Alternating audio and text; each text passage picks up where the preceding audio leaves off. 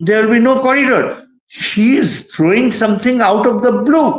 এবং একটা দায়িত্বশীল সেনাবাহিনী প্রধান এই কথা কিভাবে বলতে পারে? সেনাবাহিনী প্রধান কোনোভাবেই চায় না যে ভারতের ইচ্ছা, ভারতের নিরাপত্তা চিন্তা এবং ভারত বাংলাদেশকে যেভাবে তার নিয়ন্ত্রণে রাখতে চায় সেই পথেই কি তিনি চান যে আমরা ফিরে যাই?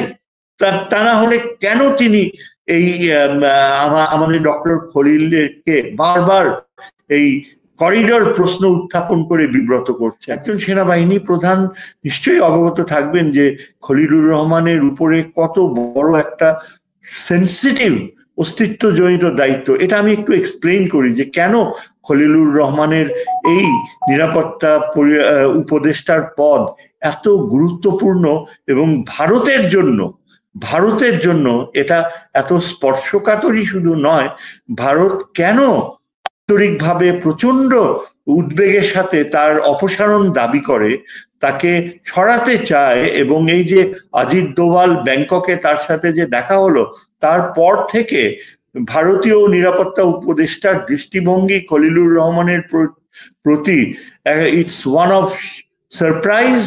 এবং একই সাথে তাদের যে পররাষ্ট্র মন্ত্রীর যে উপাখ্যান থেকে বোঝা যায় যে he is respected as an outstanding diplomat. কেন আমি বিষয়টা বলি যে দেখেন, বাংলাদেশ তো দীর্ঘ 16 বছর একেবারে গুটিয়ে ছিল। আমাদের পররাষ্ট্রনীতি যে friendship to all malice two নান, এই পরিস্থিতিতে কোনো কার্যকর সম্পর্ক গড়ে তোলেনি। মায়ানমারের রেফিউজিদেরকে ফিরিয়ে দেওয়ার, এই রোহিঙ্গাদেরকে ফিরিয়ে দেওয়ার, আবার আমাদের নিরাপত্তার ক্ষেত্রে চীনের সাথে যে অভূতপূর্ব সম্ভাবনাগুলো ছিল সেগুলো একেবারে শেখ হাসিনা ধ্বংস করে দিয়েছে। শেষের দিকে চীনের সাথে সম্পর্ক একেবারে তলানিতে পৌঁছেছে। অপরদিকে ভারতের সাথে যে সম্পর্ক, সেখানে মায়ানমার আমাদের শুধু জায়গায় দখল করে নেয়নি, যেখানে রোহিঙ্গাদেরকে বাধ্য করেছে থাকতে। এমন মনে হচ্ছিল যে স্থায়ীভাবে মায়ানমারের আক্রমণাত্মক নীতি বাংলাদেশকে গ্রাস করে ফেলবে আস্তে আস্তে, এরকম একটা পরিস্থিতি শেখ হাসিনা সৃষ্টি করেছিল। সেখান থেকে আমরা দেখতে পেয়েছি এই ইউনূস সরকারের আগমনের পর থেকে পররাষ্ট্র নীতির ক্ষেত্রে বাংলাদেশ এক অভূতপূর্ব অর্জন করেছে খলিলুর রহমানের দায়িত্ব নেয়ার পর থেকে। ডক্টর খলিল যে মার্কিন যুক্তরাষ্ট্রের নিরাপত্তা উপদেষ্টাদের সাথে যে আলোচনাগুলো করেছেন, দীর্ঘকালীন আলোচনা, তাতে যেটা অন্য কেউ কোনো অতীত পররাষ্ট্র মন্ত্রী বা অ্যাডভাইজার অর্জন করতে পারেনি, সেটা তিনি অর্জন করেছেন। সেটা হলো যে তার দীর্ঘকাল জাতিসংঘে চাকরি করার ফলে তার যে যোগাযোগগুলো সৃষ্টি হয়েছে, তারই ফলন হিসাবে মার্কিন যুক্তরাষ্ট্রের নিরাপত্তা উপদেষ্টা অফিস তার উপর পূর্ণ আস্থা রাখলো। মার্কিন যুক্তরাষ্ট্র বার্মা অ্যাক্টকে আবার নতুন করে প্রয়োগ করার বাস্তবতা সৃষ্টি করলো এমন একটা সময়ে, যখন ট্রাম্প প্রেসিডেন্ট হয়ে ভারতের পক্ষে প্রচুর সমর্থন দেয়া আশা রেখেছিল ভারত। কিন্তু সেই পথে না যে মার্কিন যুক্তরাষ্ট্রের স্টেট ডিপার্টমেন্ট এবং মার্কিন যে উচ্চপদস্থ কর্মকর্তারা ঢাকায় আসে, মায়ানমারে যে মার্কিন রাষ্ট্রদূত তিনিও ঢাকায় আসেন, ঢাকায় এসে তাদের চূড়ান্ত আলোচনা হয়, অনেক প্ল্যানস হয়, যার ফলে বোঝা গিয়েছে যে রোহিঙ্গাদেরকে ফেরত পাঠানোর ব্যাপারে খলিলুর রহমানের আলোচনার মাধ্যমে একটা অসাধারণ মার্কিন তৎপরতা শুরু হয়েছে। এবং চিন্তা করেন, এটা এমন একটা সময়ে, এই যেটাকে আমরা ইংরেজিতে বলি Khalil could pull the Trump card, এমন একটা সময়ে যখন কিনা মার্কিন যুক্তরাষ্ট্র বাংলাদেশকে ভাতছড়না করতে পারত, যখন কিনা ভারতের প্ররোচনায় মার্কিন যুক্তরাষ্ট্র বাংলাদেশকে কোণঠাসা করতে পারত, সেটা না করে যখন আমরা দেখতে পাই ইউনূস সাহেব চীন সফর করে চীনের সাথে বাংলাদেশের সম্পর্ককে এক প্রচন্ড উচ্চতর মাত্রায় নিয়ে গেল, সেখানেও খলিলুর রহমানের ব্যাপক অংশগ্রহণ ছিল। তিনি আলোচনাগুলা করেছেন, তিনি কূটনৈতিক প্রক্রিয়াগুলা পরিচালনা করেছিলেন, যার ফলে এর আগে চীনের যে নেতৃস্থানীয় ব্যক্তিরা তাকেই ধরে নিয়েছে একজন মানে ম্যান টু ম্যান ডিপ্লোমেসি চালাবার জন্য, যে কারণে প্রথমত চীনের সরকার বাংলাদেশকে আশ্বস্ত করলো যে বাংলাদেশের সোভরেইনটি, সার্বভৌমত্ব যদি কখনো হুমকির মুখে পড়ে চীন তার পাশে দাঁড়াবে। চিন্তা করেন, এই ধরনের শক্তিশালী কমিটমেন্ট শুধুমাত্র চীন একটা মিত্র দেশকেই দেয়, এমন মিত্র যার জন্য সে যুদ্ধে দাঁড়াবে পাশে। সেই মিত্রতা খুব কম দেশের সাথেই চীনের রয়েছে এবং সেই লিস্টে বাংলাদেশ ইনক্লুডেড হয়েছে। চীনের এই ঘোষণার পরে আপনি চিন্তা করে দেখেন যে খলিলুর রহমান মার্কিন যুক্তরাষ্ট্রকে ডিল করেছে, মার্কিন নেতৃত্বকে একটা বড় অংশ স্টেট ডিপার্টমেন্টের ঢাকায় এনে এমন একটা প্রক্রিয়া শুরু করেছে যেখানে তিনি মিডিয়াকে যতদূর জানিয়েছেন, যদিও এখানে একটা গোপনীয়তা থাকার কথা এই ধরনের সেন্সিটিভ সামরিক বিষয়ে, কিন্তু তারপরও খলিলুর রহমান সাহেব মিডিয়াকে প্রাণান্তর চেষ্টা করে তুলে ধরেছেন যে আমাদের সাথে এমন একটা সম্পর্কের উদ্বেগ হয়েছে যে যেখানে জাতিসংঘ আমাদের উপরে যে আস্থা রেখেছে মায়ানমারে খাদ্যশস্য পৌঁছে দেবার, সেটাই শুধু ঘটছে না, আমরা এমন একটা পরিস্থিতির দিকে যাব এবং আরাকান আর্মির সাথে ভবিষ্যতে এমন একটা সম্পর্ক গড়ে উঠবে যার ফলে আরাকান আর্মি ও মায়ানমারের যারা এখন আরাকানে রয়েছে কর্তৃত্বে, তারা সসম্মানে রোহিঙ্গাদেরকে ফেরত নিয়ে যাবে। এবং এই আরাকান আর্মি থেকে এই ধরনের যে চিন্তাধারা আগে কি কখনো প্রত্যাশা করেছিলাম?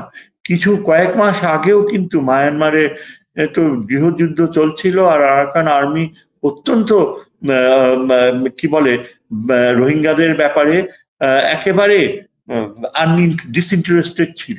সেই আরাকান আর্মি এখন তারা এই যে বাংলাদেশের উপর নির্ভরশীলতার বাস্তবতা, সেখানে তারা দেখতে পেয়েছে যে বাংলাদেশের সাথে নির্ভরযোগ্য সম্পর্ক ছাড়া আরাকান আর্মি কোনো বৈধতা পাবে না আন্তর্জাতিক জগতে।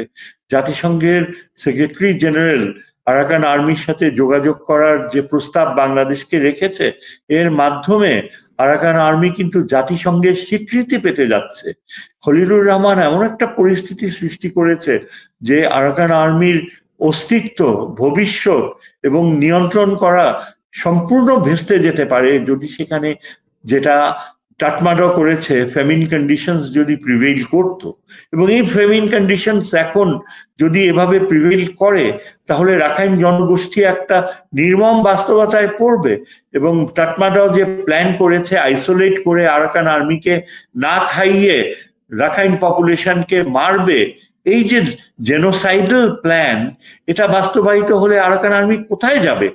সেই পরিস্থিতি থেকে খলিলুর রহমানের আশ্বাসে আরাকান আর্মি একটা নির্দিষ্ট অ্যাটিটিউড ডেভেলপ করেছে, যার ফলে বাংলাদেশ আশা করতে পারে যে জাতিসংঘের সাহায্য প্রক্রিয়ার ফলে এবং ভবিষ্যতে জাতিসংঘের অন্যান্য সহযোগিতার ফলে এবং পাশাপাশি মার্কিন যুক্তরাষ্ট্রের বার্মা অ্যাক্ট প্রয়োগের মাধ্যমে আরাকান আর্মি বাংলাদেশের উপর এতখানি নির্ভরশীল হবে যে শুধু তারা রোহিঙ্গাদেরকেই ফেরত নেবে না, বাংলাদেশের সাথে তারা তাদের যে সমুদ্র সীমা, তাদের যে ভৌগোলিক ভূরাজনৈতিক অবস্থান, তার সিংহভাগ তারা শেয়ার করবে বাংলাদেশের সাথে।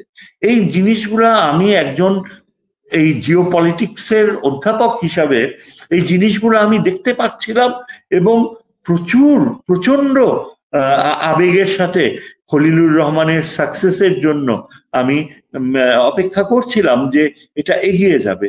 কিন্তু আমি হতাশ হয়ে গেলাম যে যেখানে সেনাবাহিনী প্রধান খুব ভালো করেই জানেন যে এখানে করিডোরের কোনো ব্যাপারই নেই, যেখানে তিনি তার যে জিওসি রয়েছেন রামুতে, তার সাথে তার পূর্ণ যোগাযোগ রয়েছে এবং নিশ্চয়ই জিওসি যতখানি রোল প্লে করছে, এই যে মার্কিন বাহিনী যদি সেখানে কোনো কিছু করে থাকে সেটা সম্পর্কে সেনাবাহিনী প্রধান সম্পূর্ণ অবগত এবং এই কার্যক্রম অলরেডি অনেক দূর এগিয়ে যাচ্ছে। আমরা তো যতদূর জানি আনঅফিসিয়ালি যে মার্কিন বাহিনী বাংলাদেশে একটা ওই অঞ্চলে একটা যে সহযোগিতার পথে এসেছে, এটা কিন্তু ভারতীয় টেলিভিশনও বারবার বলছে। সেখানে হয়তো অনেকটা কি বলে অ্যালিগেশন আনার ব্যাপার থাকতে পারে, কিন্তু এটা তো সত্যি যে আমাদের সেনাবাহিনী প্রধান পুরা সামরিক কার্যক্রমটা, জাতিসংঘ কার্যক্রমটা অবহিত। এবং আপনি যেটা বললেন, ঠিক তার আগের দিনই কিন্তু খলিলুর রহমানের সাথে তিন বাহিনী প্রধানের সাক্ষাৎ হয়েছে, সম্পূর্ণ অবগত। এবং এটা খলিলুর রহমান মিডিয়াকে জানিয়েছে যে তার সাথে সেনাবাহিনী প্রধানের কোনো দূরত্ব নেই, তারা সম্পূর্ণ একটা একাত্মতা এবং অত্যন্ত আন্তরিকতার সাথে এই রোহিঙ্গা আরাকানের এই বিষয়টা ডিল করছে। সুতরাং এই প্রেক্ষাপট যদি আমরা ধরে নেই এবং এই ব্যাপারটার গুরুত্ব যদি আমরা অনুভব করি। জি বলেন। একটা বিষয় আমি অ্যাড করতে চাই যে করিডোর এবং মানবিক corridor, what is the difference between this? মানে করিডোর কি, মানবিক করিডোর কি? মানে মানে এটা নিয়ে কিন্তু আরেকটা ঘট পাকানোর চেষ্টা চলছে যে মানবিক করিডোরের নামে অস্ত্র যাবে, এই হবে সেই হবে, এরকম একটা প্রপাগান্ডা কিন্তু আছে। দেখেন, এখানে মানবিক বলেন আর শুধু করিডোর বলেন, এখানে none of it is relevant. এখানে তার কোনো প্রাসঙ্গিকতাই নেই। কেননা খলিলুর রহমান সাহেব এটা ক্ল্যারিফাই করেছেন যে পররাষ্ট্র উপদেষ্টা করিডোর শব্দটা উচ্চারণ করার সাথে সাথেই তিনি আবার সেটা উইথড্র করে নিয়েছেন। এটা সেদিন খলিলুর রহমান সরাসরি মিডিয়াকে বলেছে। এর অর্থটা কি?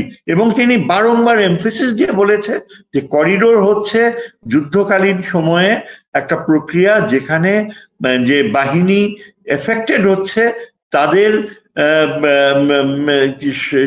তাদেরকে সরঞ্জাম প্রোভাইড করা হয়। এবং ওই টার্মটা এই মায়ানমার বাংলাদেশের বেলায় একদম কোনোভাবেই অ্যাপ্লিকেবল হয় না। আর হিউম্যান করিডোর আপনি যেটা জানতে চেয়েছেন, তার ইমপ্লিকেশন হচ্ছে যে একটা বিধ্বস্ত জাতিগোষ্ঠী, বিধ্বস্ত জনগোষ্ঠী যখন খাদ্যাভাব বা চরম নির্মমতার শিকার হয়ে তারা মৃত্যুবরণ করছে, বা যেখানে রেশিয়াল ক্লিনজিং, অ্যাপার্থাইডের মতো বাস্তবতায়, যেখানে একেবারে জেনোসাইডের মতো অবস্থা, সেখানে যদি মানবিক সাহায্য পৌঁছে দেয়া হয় সেটাকে আমরা হিউম্যান করিডোর বলি। আর শুধু করিডোর বলতে বোঝায় যে, যেটা আমি কিছুক্ষণ আগে বললাম, যে একটা যুদ্ধকালীন সময়ের যোগাযোগ প্রক্রিয়া। এখন বাস্তবতা হচ্ছে এই যে সেনাবাহিনী প্রধান খুব ভালো করেই জানেন যে আমাদের এই বেলায় তিনি সরাসরি অংশগ্রহণ করেছেন তার জিওসির মাধ্যমে।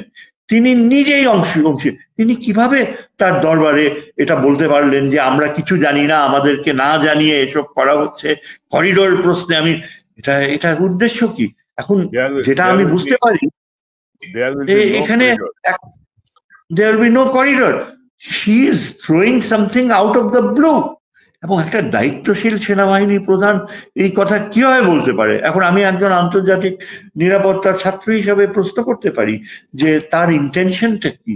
তিনি কি চাইছেন যে আমাদের ডক্টর খলিলুর রহমান, যার মেধা পররাষ্ট্র মন্ত্রণালয়ের যতগুলো অফিসার ছিল সেই তুলনায় আকাশচুম্বী, যার কূটনৈতিক প্রজ্ঞা অতুলনীয়, যাকে মার্কিন যুক্তরাষ্ট্র ও চীন সরাসরি আস্থায় নিয়েছে, এবং আমরা সবাই জানি যে এই যে মার্কিন যুক্তরাষ্ট্রের সাথে আস্থায় যাওয়া আবার একই সাথে চীনের আস্থা অর্জন করা, এটা কিন্তু কখনো সম্ভব হয় না যদি না যে কার্যকর যিনি নিয়ন্ত্রক রয়েছেন এখানে, জাতীয় নিরাপত্তা উপদেষ্টা, তার কূটনীতির উপর দীর্ঘকালীন অভিজ্ঞতার মাধ্যমে আস্থা থেকে থাকে। এটা হচ্ছে ট্রাস্ট। আমরা বলি কূটনীতি হচ্ছে question of trust, dignity, honour, এবং এই অবস্থানটা তিনি অর্জন করেছেন চীনদের কাছ থেকে, মার্কিন যুক্তরাষ্ট্রের কাছ থেকে।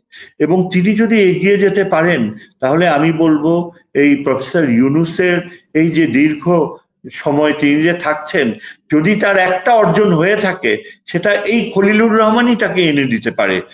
কেননা আমরা দেখতে পাচ্ছি যে এই রকমের দীর্ঘ সময় অনিয়ন্ত্রিত পররাষ্ট্র নীতি যে ছিল সেখান থেকে বের হয়ে এই উদ্যোগগুলো ভারতকে একেবারে স্টান্ট করে দিয়েছে। ভারত অ্যাবসলিউটলি, জয়শঙ্কর কোনোভাবেই বিশ্বাস করতে পারছে না মোদি কোনোভাবেই।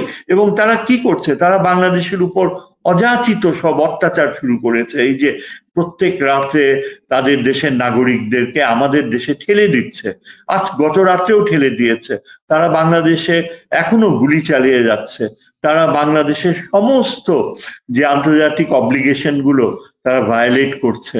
এবং আমাদের পানির প্রশ্নে তারা ঠিক পাকিস্তানের যে অ্যাটিটিউড সেই অ্যাটিটিউড নিচ্ছে, এমনকি বারবার হুমকি দিচ্ছে যে তারা আমাদের উত্তরের ওই অঞ্চলটুকু যে কোনো সময় দখল করে নিতে পারে, এবং সেই প্রক্রিয়া তারা সৃষ্টি করছে। কাজেই বাস্তবতাগুলো এত কঠিন, সেখানে দেখা যায় যে সেনাবাহিনী প্রধান এটা অ্যাবসলিউটলি তার সামনে যে দরবারে যারা বসেছিল তারা নিশ্চয়ই এখন পড়াশোনা করে আবিষ্কার করবে যে এখানে তাদের সেনাবাহিনী প্রধানের কথায় কতখানি সত্য ছিল, কতখানি যৌক্তিকতা ছিল। এবং এখানে ডক্টর খলিলুর রহমানের যে নিরাপত্তা প্রশ্নে তিনি যে সেনাবাহিনীর স্ট্যাটাস, তাদের সম্মানকে কোন উচ্চতায় নিয়ে যাওয়ার প্রক্রিয়া শুরু করেছিলেন সেটা কিন্তু তুলে ধরলেন না। সেনাবাহিনীর জন্য কতখানি সম্মান, ভবিষ্যতের সম্মান তিনি সৃষ্টি করছিলেন। কেননা রোহিঙ্গারা যদি আগামী বছর সত্যি সত্যি ফেরত যায় এবং সেখানে যদি মার্কিন যুক্তরাষ্ট্র সহ জাতিসংঘের অবদান থাকে এবং আমাদের সামরিক বাহিনীও যদি সেখানে অংশীদারিত্ব থাকে, তাহলে তো পুরা পশ্চিমা বিশ্বে আমাদের সেনাবাহিনীর স্ট্যাটাস কোথায় উঠে যাবে। সেটা না করে সেনাবাহিনী কি করলেন প্রধান, তিনি করিডোর হতে দিবেন না। এগুলো তো নবাব সিরাজউদ্দৌলার নাটকের মতো, নাকি মির্জাফরের নাটকের মতো। তিনি কি বলছেন, কেন তিনি ইচ্ছা করে করিডোর প্রশ্ন এনে ডক্টর খলিলের প্রক্রিয়া। এবং এখানে আমি শুধু একটাই কারণ দেখতে পাই, সেটা হচ্ছে এই যে আমরা যেটা আগে থেকে জানি যে সামরিক বাহিনী প্রধানের সাথে ভারতীয় সেনা প্রধানের যোগাযোগ ছিল, তার সাথে যথাযথভাবে যারা ভারতের পক্ষে সেনাবাহিনীর কিছু পথভ্রষ্ট সেনানায়ক যারা ভারতের পক্ষে বাংলাদেশের সাথে বিশ্বাসঘাতকতা করেছে তাদেরকে আটক করা হয়নি, তাদেরকে শাস্তির বিধানে আনা হয়নি। এমনকি তাদের অনেকে তারা সেনাবাহিনীর নিয়ন্ত্রণের হাত থেকে বের হয়ে পালিয়ে গিয়েছে। এগুলো সব মিডিয়াতে আমরা দেখি, জানি, পড়ি। এবং তাহলে এটা কি ইন্ডিকেট করছে? তাহলে কি এটা বুঝতে হবে যে সেনাবাহিনী প্রধান কোনোভাবেই চায় না যে ভারতের ইচ্ছা, ভারতের নিরাপত্তা চিন্তা এবং ভারত বাংলাদেশকে যেভাবে তার নিয়ন্ত্রণে রাখতে চায় সেই পথেই কি তিনি চান যে আমরা ফিরে যাই? তা না হলে কেন তিনি এই আমাদের ডক্টর খলিলকে বারবার এই করিডোর প্রশ্ন উত্থাপন করে বিব্রত করছেন?